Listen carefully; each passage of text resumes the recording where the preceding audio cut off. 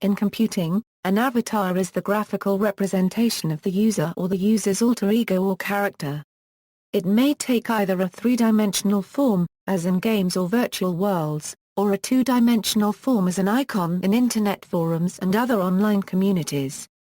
Avatar images have also been referred to as picons in the past, though the usage of this term is uncommon now.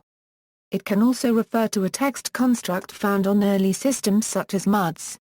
It is an object representing the user. The term avatar can also refer to the personality connected with the screen name, or handle, of an Internet user. Origin. The word avatar originates in Hinduism, where it stands for the descent of a deity in a terrestrial form. Richard Garriott, the use of the term avatar for the on-screen representation of the user was coined in 1985 by Richard Garriott for the computer game Ultima 4, Quest of the Avatar. In this game, Garriott desired the player's character to be their Earth self manifested into the virtual world. Garriott did this because he wanted the real player to be responsible for the character's in-game actions due to the ethical parables he designed into the story. Only if you were playing yourself, Garriott felt, could you be judged based on your character's actions. Because of its ethically nuanced, story-driven approach, he took the Hindu word associated with a deity's manifestation on Earth in physical form, and applied it to a player manifesting in the game world. Chip Morningstar. The term avatar was also used in 1986 by Chip Morningstar in Lucasfilm's online role-playing game Habitat. Another early use of the term was in the pen-and-paper role-playing game Shadowrun. Popular fiction. Norman Spinrad. In Norman Spinrad's novel Songs from the Stars, the term avatar is used in a description of a computer-generated virtual experience. In the story, humans receive messages from an alien galactic network that wishes to share knowledge and experience with other advanced civilizations through songs. The humans build a galactic receiver that describes itself. The galactic receiver is programmed to derive species-specific full sensory input data from standard galactic meaning code equations. By controlling your sensorium input along species-specific parameters, galactic songs astral back project you into approximation of total involvement in artistically recreated broadcast realities. From the last page of the chapter titled The Galactic Way, in a description of an experience that is being relayed via the galactic receiver to the main characters. You stand in a throng of multi-fleshed being, mind avatared in all its matter, on a broad avenue winding through a city of blue trees with bright red foliage and living buildings growing from the soil in a multitude of forms. William Gibson. Although William Gibson's notion of cyberspace as a consensual virtual reality hallucination representing data as a 3D matrix is not remotely how users access or perceive the Internet, his cyberpunk novel Count Zero described in detail a character's representation socializing in an online world. A square of cyberspace directly in front of him flipped sickeningly and he found himself in a pale blue graphic that seemed to represent a very spacious apartment, low shapes of furniture sketched in hair-fine lines of blue neon. A woman stood in front of him, a sort of glowing cartoon squiggle of a woman, the face a brown smudge. "I'm Slide," the figure said, hands on its hips. She gestured, a window suddenly snapping into existence behind her. "Right," Bobby said.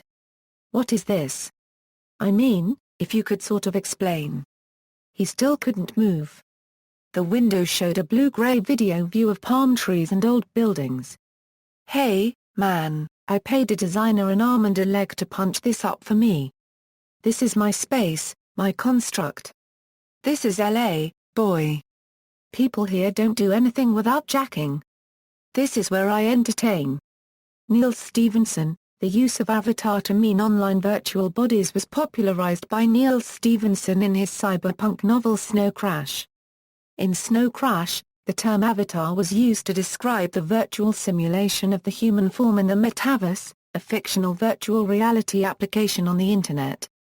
Social status within the metaverse was often based on the quality of a user's avatar, as a highly detailed avatar showed that the user was a skilled hacker and programmer while the less talented would buy off-the-shelf models in the same manner a beginner would today. Stevenson wrote in the acknowledgments to Snow Crash, The idea of a virtual reality such as the metaverse is by now widespread in the computer graphics community and is being used in a number of different ways. The particular vision of the metaverse as expressed in this novel originated from idle discussion between me and Jaime Taff. The words avatar and metaverse are my inventions, which I came up with when I decided that existing words were simply too awkward to use. After the first publication of Snow Crash, I learned that the term avatar has actually been in use for a number of years as part of a virtual reality system called Habitat. In addition to avatars, Habitat includes many of the basic features of the metaverse as described in this book. Use: Internet forums. Despite the widespread use of avatars, it is unknown which Internet forums were the first to use them. The earliest forums did not include avatars as a default feature, and they were included in unofficial hacks before eventually being made standard. Avatars on Internet forums serve the purpose of representing users and their actions, personalizing their contributions to the forum, and may represent different parts of their persona, beliefs, interests or social status in the forum.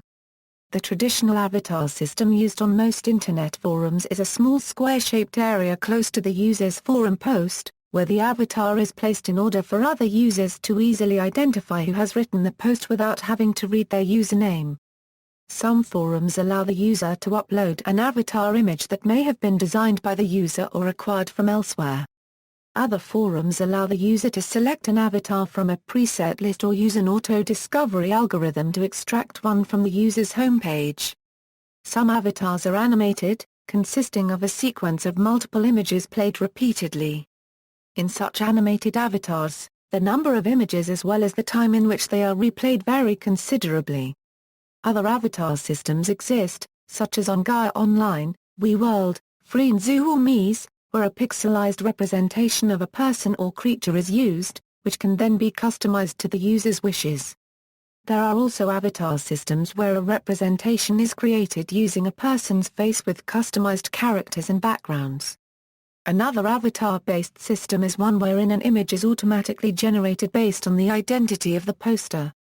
Identicons are formed as visually distinct geometric images derived from a digest hash of the poster's IP address. In this way, a particular anonymous user can be uniquely identified from session to session without the need for registration or authentication.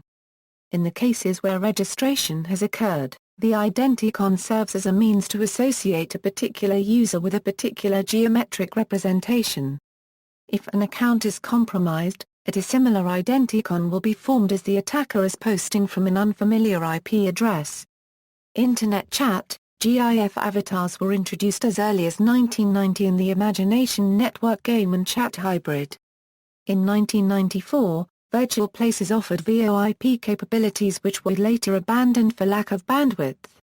In 1995, Keep Talking, a product of UNET2 Corporation, was one of the first companies to implement an avatar system into their web chat software. In 1995, Cybertown first introduced three-dimensional avatars to Internet chat. In 1996, Microsoft Comic Chat, an IRC client that used cartoon avatars for chatting, was released. Instant messaging programs. America Online invented instant messaging for its membership in 1996 and introduced a limited number of buddy icons, picking up on the avatar idea from PC games. When AOL later introduced the free version of its messenger, AIM, for use by anyone on the Internet, the number of icons offered grew to be more than 1,000 and the use of them grew exponentially, becoming a hallmark feature of instant messaging. In 2002, AOL introduced Super Buddies, 3D animated icons that talk to users as they typed messages and read messages. The term avatar began to replace the moniker of buddy icon as 3D customizable icons became known to its users from the mainstream popularity of PC games. Yahoo's Instant Messenger was the first to adopt the term avatar for its icons. Today, many other instant messaging services support the use of avatars. Instant messaging avatars are usually very small. AIM icons have been as small as 16x16 pixels but are used more commonly at the 48x48 pixel size, Although many icons can be found online that typically measure anywhere from 50 × 50 pixels to 100 × 100 pixels in size. The latest use of avatars in instant messaging is dominated by dynamic avatars. The user chooses an avatar that represents him while chatting and, through the use of text-to-speech technology, enables the avatar to talk the text being used at the chat window. Another form of use for this kind of avatar is for video chats calls. Some services, such as Skype, allow users to use talking avatars during video calls, replacing the image from the user's camera with an animated, talking avatar. American Online began to use AI embody icons as a marketing tool, known as expressions, for music, movies, and computer games in 2001. Since then many advertising firms have as well. Artificial intelligence. Avatars can be used as virtual embodiments of embodied agents, which are driven more or less by artificial intelligence rather than real people. Automated online assistants are examples of avatars used in this way. Such avatars are used by organizations as a part of automated customer services in order to interact with consumers and users of services. This can avail for enterprises to reduce their operating and training cost. A major underlying technology to such systems is natural language processing. Some of these avatars are commonly known as bots. Famous examples include IKEA's Anna, an avatar designed to guide users around the IKEA website. Such avatars can also be powered by a digital conversation which provides a little more structure than those using NLP, offering the user options and clearly defined paths to an outcome. This kind of avatar is known as a structured language processing or SLP avatar. Both types of avatar provide a cost-effective and efficient way of engaging with consumers. Video games. Avatars in video games are the player's representation in the game world. The first video game to include a representation of the player was Maze War in 1973, which was the first first-person shooter. This game represented the players as an eyeball. In some games, the player's representation is fixed, however many games offer a basic character model, or template, and then allow customization of the physical features as the player sees fit. For example, Carl Johnson, the avatar from Grand Theft Auto, San Andreas, can be dressed in a wide range of clothing, can be given tattoos and haircuts, and can even bodybuild or become a beast depending upon player actions. One video game in which the avatar and player are two separate entities is the game Perspective, where the player controls both themselves in a three-dimensional world and the avatar in a two-dimensional world. Aside from an avatar's physical appearance, its dialogue, particularly in cutscenes, may also reveal something of its character. A good example is the crude, action hero stereotype, Duke Nukem. Other avatars, such as Gordon Freeman from Half-Life, who never speaks at all, reveal very little of themselves. Massively multiplayer online games are the source of the most varied and sophisticated avatars. Customization levels differ between games. For example, in EVE Online, players construct a wholly customized portrait, using a software that allows for several changes to facial structure as well as preset hairstyles, skin tones, etc. However, these portraits appear only in in-game chats and static information view of other players. Usually, all players appear in gigantic spacecraft that give no view of their pilot, unlike in most other RPGs. Alternatively, City of Heroes offers one of the most detailed and comprehensive in-game avatar creation processes, allowing players to construct anything from traditional superheroes to aliens, medieval knights, monsters, robots, and many more. Robbie Cooper's 2007 book Alter Ego, Avatars and Their Creators pairs photographs of players of a variety of MMOs with images of their in-game avatars and profiles. Recording the players' motivations and intentions in designing and using their avatars. The survey reveals wide variation in the ways in which players of MMOs use avatars. Felicia Day, creator and star of the Guild web series, created a song called Do You Wanna Date My Avatar, which satirizes avatars and virtual dating. Nintendo's Wii console allows for the creation of avatars called Mii that take the form of stylized, cartoonish people and can be used in some games as avatars for players, as in Wii Sports. In some games, the ability to use a Mii as an avatar must be unlocked, such as in Mario Kart Wii.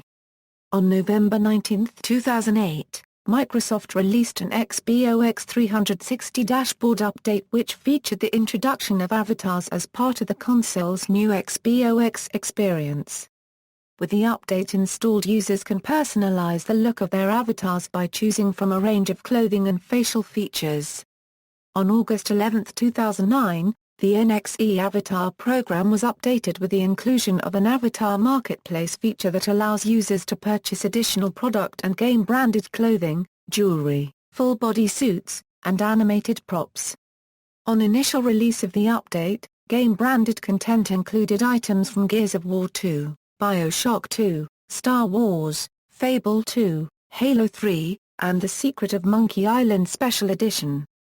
The Xbox Live Avatar Marketplace is updated weekly with new items. PlayStation Home for Sony's PlayStation 3 console also features the use of avatars, but with a more realistic style than Nintendo's Mii or Microsoft's avatars. Non-gaming online worlds. Avatars in non-gaming online worlds are used as 2- or 3-dimensional human or fantastic representations of a person's in-world self. Such representations are a tool which facilitates the exploration of the virtual universe, or acts as a focal point in conversations with other users, and can be customized by the user. Usually, the purpose and appeal of such universes is to provide a large enhancement to common online conversation capabilities, and to allow the user to peacefully develop a portion of a non-gaming universe without being forced to strive towards a predefined goal. In non-gaming universes, the criteria avatars have to fulfill in order to become useful can depend to a great extent on the age of potential users. Research suggests that younger users of virtual communities put great emphasis on fun and entertainment aspects of avatars. They are also interested in the simple ease of use of avatars, and their ability to retain the user or unregistered trademark's anonymity. Meanwhile, older users pay great importance to an avatar or unregistered trademark's ability to reflect their own appearance, identity, and personality. Most older users also want to be able to use an avatar or unregistered trademark's expressive functionalities, and are prepared to learn new ways of navigation to do it. Surprisingly, some evidence suggests that avatars that are more anthropomorphic are perceived to be less credible and likable than images that are less anthropomorphic. Social scientists at Stanford's Virtual Human Interaction Lab examine the implications, possibilities, and transformed social interaction that occur when people interact via avatars. Avatar-based non-gaming universes are usually populated by age groups whose requirements concerning avatars are fulfilled. For example, most users of Habbo Hotel, TYGIRLZ and Weekends are aged 10 to 15 years, while users of Gaia Online and WeWorld are 13 to 18. The reason may well be the properties and functionalities of the avatars of these virtual communities, as well as what the games are able to give to their players. In contrast, their and Kane of a game platform target users aged 22 to 49 and their avatars allow for a wide range of social interactions, including the expression of emotions, laughing, waving, blowing kisses, and rude gestures. The Palace, most of whose users seem to be older, allows users to use their own images as avatars. This turns the avatar into a direct reflection of users' real-life appearance, as desired by older users. Lisa Nakamura has suggested that customizable avatars in non-gaming worlds tend to be biased towards lighter skin colors and against darker skin colors, especially in those of the male gender. In Second Life, avatars are created by residents and take any form, and range from lifelike humans to robots, animals, plants and mythical creatures. Avatar customization is one of the most important entertainment aspects in non-gaming virtual worlds, such as Second Life, IMVU, and Active Worlds. Many virtual worlds are providing users with tools to customize their representations, allowing them to change shapes, hair, skins and also genre. Moreover, there is a growing secondary industry devoted to the creations of products and items for the avatars. Some companies have also launched social networks and other websites for avatars such as QuoinUp, Mile, and Avatars United.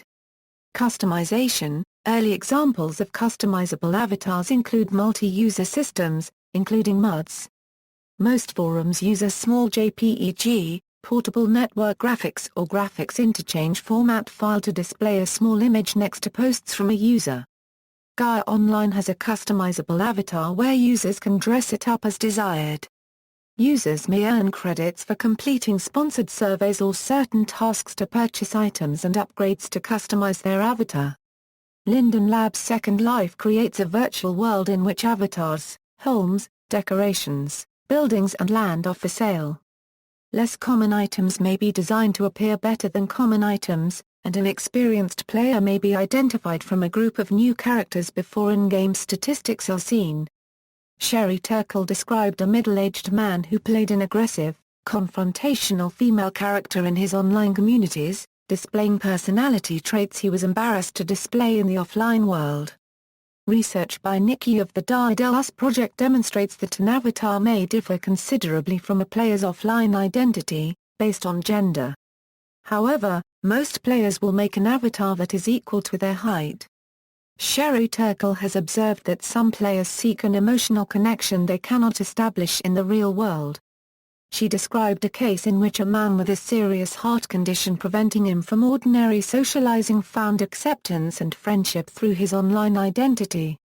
Others have pointed out similar findings in those with mental disorders making social interaction difficult, such as those with autism or similar disabilities. Academics. Avatars have become an area of study in the world of academics. The emergence of online avatars have profound implications for domains of scholarly research such as techno-self-studies, which is concerned with all aspects of human identity in a technological society and also the social avatar and its effects upon the psyche.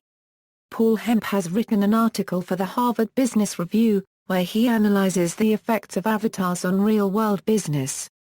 He focuses on the game Second Life, and shows that the creators of virtual avatars are willing to spend real money to purchase goods marketed solely to their virtual selves.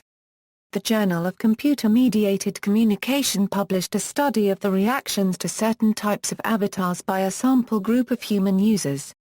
The results showed that users commonly chose avatars which were humanoid and matched their gender. The conclusion was that in order to make users feel more at home in their avatars, designers should maximize the customizability of visual criteria common to humans, such as skin and hair color, gender, hairstyles and height. Generators. To meet the demand for millions of unique, customized avatars, generator tools and services have been created. Portals. As avatars grow in use, services to centralize design, management, and transportation of digital avatars start to appear. They can offer to deployed in virtual worlds, online games, social networks, video clips, greeting cards, and mobile apps, as well as professional animation and pre-visualization projects. For example, Evolverse seems to be the first solution to bring together complex 3D modeling, consumer ease of use, and fully interoperable avatars. See also, Thumbnail, McAlmaz, 1977 Algis Budrys novel, NECA project, player character, Proteus effect, Pointman, references. Further reading, Hosath, Martin, Januszewski, Chris, Newman, Marcus, The Influence of Avatars on Online Consumer Shopping Behavior in, Journal of Marketing, October 2006, Volume 70, Issue 4 Meadows, Mark Stephen I, Avatar. The Culture and Consequences of Having a Second Life, Peach Pit/New Riders, ISBN 0-321-53339-9, Cooper, Robbie Alter Ego, Avatars and Their Creators. Chris Boot 2007. ISBN 978-1-905712-02-1, Sloan, R.J.S., Robinson, B., Cook, M., and Baum, J. Dynamic Emotional Expression Choreography, Perception of Naturalistic Facial Expressions. In MKP, Biep and F. Blastland, Editors, SAN Conference Proceedings, Swansea, UK 24 Euro November 28, 2008. Swansea Metropolitan University, Swansea, Wood, Natalie T., Michael S. Solomon and Basil G. Ennis. Personalization of online avatars, is the messenger as important as the message? International Journal of Internet Marketing and Advertising, 2, 143-161. External links, avatars at DMOZ.